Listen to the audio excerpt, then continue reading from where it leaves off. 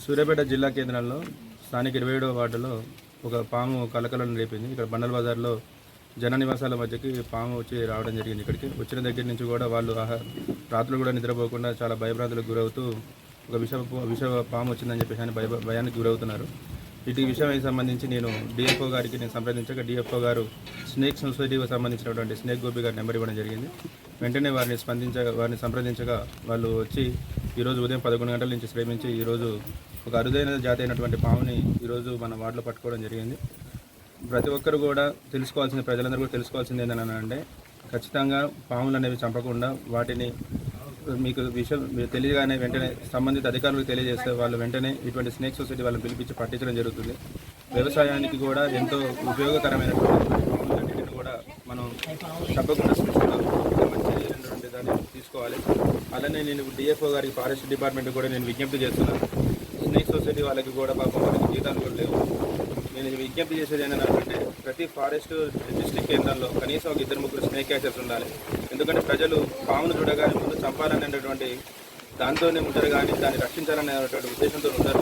కాబట్టి snake society వాళ్ళను మనకు అందుబాటులో పెడితే కనీసం ఈ రోజు మాకు రావడానికి 2 రోజులు పట్టింది స్నేక్ సొసైటీ నుంచి. అదే ఇక్కడ మన జిల్లా కేంద్రంలో కనుక ఉంటే వాళ్ళు వెంటనే స్పందించి కనీసం ఒక 6 రోజుల్లో వచ్చినా కూడా అనేక పాములు బతుకుతాయి. వాటితో పాటు సృష్టి కూడా మనతో పాటు ఉంటుందని చెప్పేసి అందరికీ కోరుకుంటూ డిఎఫ్ఓ గారికి విజ్ఞప్తి చేస్తున్నాను. స్నేక్ సొసైటీ వాళ్ళని కూడా ఫారెస్ట్ డిపార్ట్మెంట్లో చేర్చుకొని వాళ్ళకి గౌరవవేతనం ఇవ్వాలని కోరుకుంటున్నాను.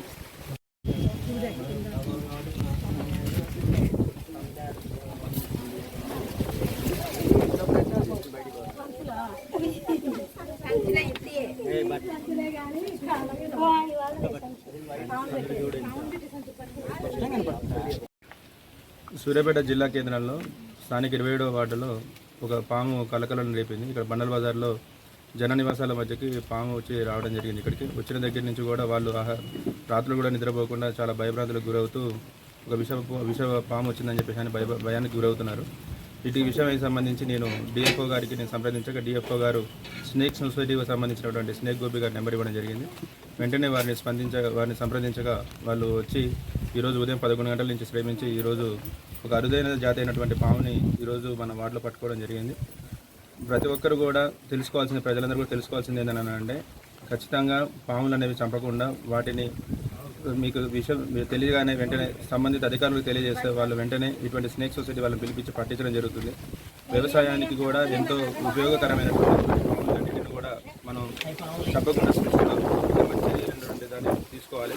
అలానే నేను డిఎఫ్ఓ గారికి ఫారెస్ట్ డిపార్ట్మెంట్ కూడా నేను విజ్ఞప్తి చేస్తున్నాను. స్నేక్ సొసైటీ వాళ్ళకి కూడా పాపం వాళ్ళకి జీతాలు కూడా లేవు. నేను విజ్ఞప్తి చేసేది ఏంటంటే ప్రతి ఫారెస్ట్ డిస్ట్రిక్ట్ కేంద్రంలో కనీసం ఒక 2-3 స్నేక్ క్యాచర్స్ ఉండాలి. ఎందుకంటే ప్రజలు పామును చూడగానే ముందు చంపాలనేటువంటి దాంతోనే ఉంటారు, కానీ దాన్ని రక్షించాలనేటువంటి ఉద్దేశంతో ఉంటారు. కాబట్టి స్నేక్ సొసైటీ వాళ్ళను మనకు అందుబాటులో పెడితే కనీసం ఈ రోజు మాకు రావడానికి 2 రోజులు పట్టింది స్నేక్ సొసైటీ నుంచి. అదే ఇక్కడ మన జిల్లా కేంద్రంలో కనుక ఉంటే వాళ్ళు వెంటనే స్పందించి కనీసం ఒక 6 రోజుల్లో వచ్చినా కూడా అనేక పాములు బతుకుతాయి. వాటితో పాటు సృష్టి కూడా మనతో పాటు ఉంటుందని చెప్పేసి అందరికీ కోరుకుంటూ డిఎఫ్ఓ గారికి విజ్ఞప్తి చేస్తున్నాను. స్నేక్ సొసైటీ వాళ్ళని కూడా ఫారెస్ట్ డిపార్ట్మెంట్లో చేర్చుకొని వాళ్ళకి గౌరవవేతనం ఇవ్వాలని కోరుకుంటున్నాను.